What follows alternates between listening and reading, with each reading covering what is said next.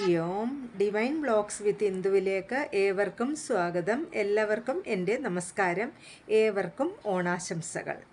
ഇന്ന് എനിക്ക് നല്ല സുഖമില്ലാത്തതിനാൽ സൗണ്ട് ഡിസ്റ്റർബൻസ് വരും, എല്ലാവരും ക്ഷമിക്കുക.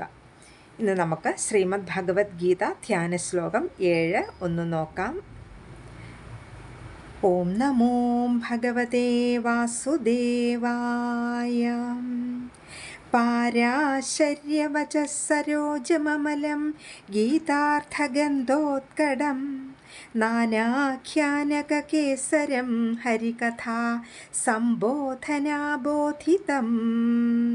ലോകേ സജ്ജനഷഡ്പദൈരഹരഃ പേപീയമാനം മുദാ ഭൂയാത് ഭാരതപങ്കജം കലിമല പ്രധ്വംസിനഃ ശ്രേയസേ. ഇതിൻ്റെ സാരാംശം ഇപ്രകാരമാണ്.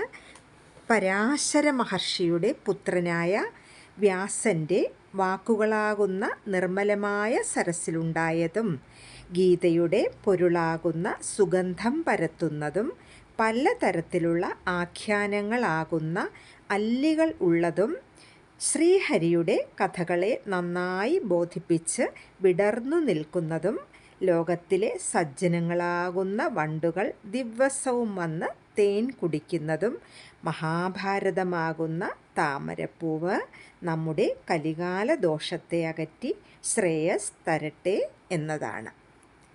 ഹരി ഓം.